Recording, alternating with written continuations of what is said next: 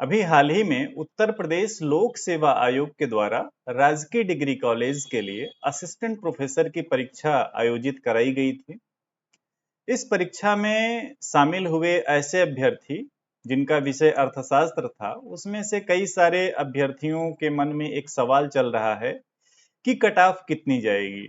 ये सवाल इसलिए भी चल रहा है क्योंकि आजकल जितनी परीक्षाएं हो रही हैं, उनके जब परिणाम आते हैं तो कट ऑफ बहुत हाई देखने को मिलती है ना। इस संदर्भ में आप में से कुछ लोगों ने मेरे पास भी मैसेज किया कि कट ऑफ क्या जा सकती है मुख्य परीक्षा के लिए। तो इसी बारे में मैं आप सभी से यहाँ पे चर्चा करने वाला हूँ। अगर आपने अर्थशास्त्र विषय से इस परीक्षा को दिया है तो कुछ बातें हैं जो आपको समझनी है। पहले उसमें बात यह है कि टोटल जो सीटों की संख्या थी वो थी 61, यानी कि 61 पोस्ट पे ये परीक्षा कराई गई है इकोनॉमिक्स के लिए। और इस 61 पोस्ट के लिए जो कुल फॉर्म भरे गए थे वो लगभग 3800 के आसपास भरे गए थे, है ना। और जितने फॉर्म भरे गए थे तो सभी लोग तो परीक्षा में शामिल हुए नहीं, है ना। बहुत सारे लोगों ने परीक्षा छोड़ दिया। अभी बिल्कुल क्लियर डाटा तो नहीं है कि कितने लोग इस परीक्षा में शामिल हुए, लेकिन एक अनुमान है कि लगभग 2000 लोग इस परीक्षा में शामिल हुए थे अर्थशास्त्र विषय से। अब एक बात आपको और क्लियर होगी कि ऐसी परीक्षा जिसमें मुख्य परीक्षा आयोजित होगी तो लोक सेवा आयोग का ऐसा रूल है कि उसमें 15 गुना अभ्यर्थियों को मुख्य परीक्षा के लिए क्वालिफाइड कराया जाएगा। तो अगर एक आइडिया लेकर के हम लोग चलें तो 900 से अधिक 900 प्लस कैंडिडेट्स जो हैं वो मुख्य परीक्षा के लिए चयनित होंगे। मुख्य परीक्षा जो है कितने लोग देंगे? 900 से अधिक लोग देंगे। और एग्जाम कितने लोग दिए हैं? मैंने आपको बताया कि लगभग 2000 के आसपास जो है छात्र ऐसे हैं जिन्होंने एग्जाम दिया है ना। एग्जाम देने वाले छात्रों की संख्या लगभग 2000।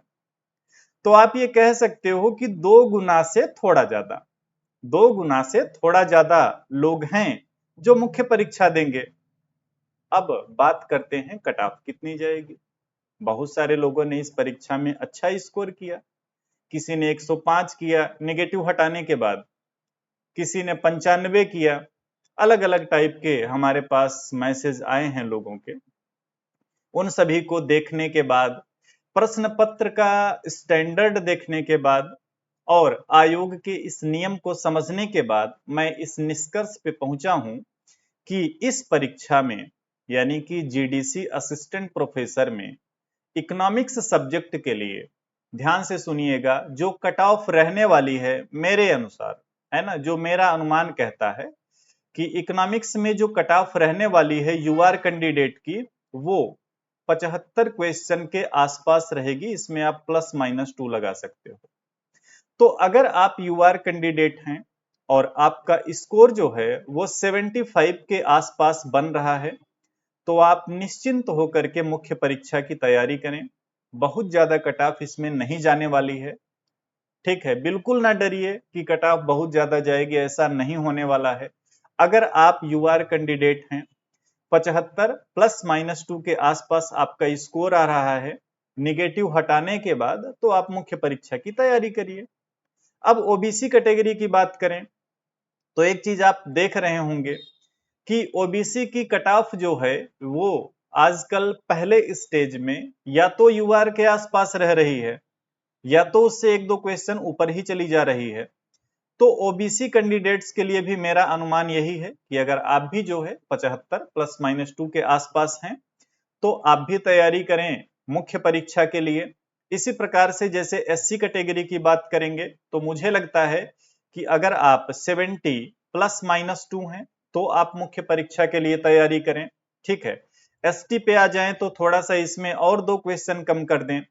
ईडब्ल्यूएस की बात करेंगे तो ईडब्ल्यूएस में आप यूआर के थोड़ा ऊपर ही लेके चलिए, है ना, क्योंकि इसमें जो आपको बुलाया जाएगा वो कैटेगरी वाइज बुलाया जाएगा। तो जब कैटेगरी वाइज बुलाया जाएगा तो जिस कैटेगरी को जितनी सीटें मिलेंगी उसका 15 गुना मुख्य परीक्षा में शामिल होगा कैंडिडेट।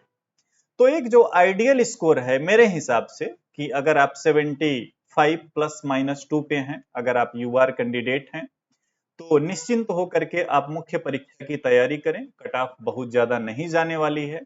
हाँ, अगर आपके मन में कोई विचार है इस कट ऑफ के बारे में या किसी अन्य बात के बारे में, तो इस वीडियो में आप कमेंट करके बताना, मैं उस बारे में भी आपके कमेंट का रिप्लाई कर दूंगा, ठीक है ना। तो इसी कट ऑफ को आधार मान के आप मुख्य परीक्षा की तैयारी करें। मुख्य परीक्षा की तैयारी करने का जो बेहतर तरीका है वो यही है कि आपको प्रतिदिन लगभग 3 घंटे की इकोनॉमिक्स की आंसर राइटिंग जरूर करनी चाहिए। कहां से करेंगे? आप ये देखिए, जब उत्तर प्रदेश में जो पीसीएस की मुख्य परीक्षा होती थी और उसमें जब ऑप्शनल सब्जेक्ट होते थे, तो उस टाइम इकोनॉमिक्स का जो ऑप्शनल का क्वेश्चन पेपर है, ये आप मार्केट से खोज लीजिए, मिल जाता है। उन क्वेश्चन पेपर को आप आधार बना के अपनी तैयारी करें। साथ में आप एक बार जीआईसी पीजीटी जो 2020 वाला विज्ञापन था, उसका जो मेंस एग्जाम हुआ था, यानी मुख्य परीक्षा जो हुई थी, उसका भी क्वेश्चन पेपर आप एक बार देख लेना कि आयोग किस दिशा में जा रहा है। तो इस तरीके से जो भी प्रश्न आपके पास पहुंचे, उनका आप जो है आंसर राइटिंग करें और अपने तरीके से भी सोचें कि आयोग कैसे सवाल बना सकता है, ठीक है ना। ज्यादा से ज्यादा आंसर राइटिंग करेंगे तो आप बेहतर करेंगे। आने वाला जो आपका एग्जाम होगा उसमें आप अच्छा करेंगे। अगर आप ये सोच रहे हो कि आप आंसर राइटिंग नहीं करेंगे, चीजों को पढ़ लेंगे और एग्जाम में लिख के चले आएंगे, तो वहां पे आपके सिलेक्शन की संभावनाएं कम हो जाएंगी। तो अगर आपको सच में सिलेक्शन चाहिए तो इसमें आप आंसर राइटिंग प्रतिदिन करें। और मान के चलिए कि जीडीसी में जो चयन होगा वो मुख्य परीक्षा पर ही निर्भर करेगा, क्योंकि इंटरव्यू सिर्फ और सिर्फ 25 मार्क्स का है ना, 25 मार्क्स का। तो अगर आप मुख्य परीक्षा में अच्छे अंक अर्जित कर लेते हैं तो आपके चयन की संभावनाएं बढ़ जाती हैं। और मुख्य परीक्षा में अच्छे अंक आप तभी अर्जित कर पाएंगे जब आप लगातार आंसर राइटिंग करेंगे। प्रतिदिन अपना एक शेड्यूल बनाइए कि आपको 2 से 3 घंटे आंसर राइटिंग करनी ही करनी है। ये काम अगर आप अगले 2-3 महीने कर लेंगे तो आपके पास एक अच्छा खासा नोट्स तैयार हो जाएगा, है ना।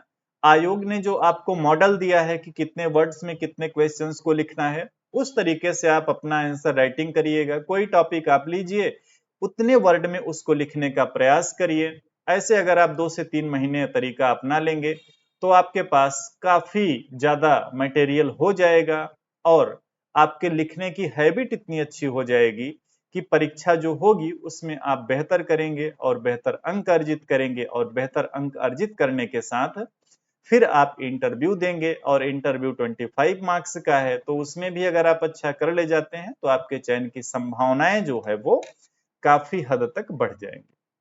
मिलेंगे आपसे नेक्स्ट वीडियो में नेक्स्ट इंफॉर्मेशन के साथ। Thank you.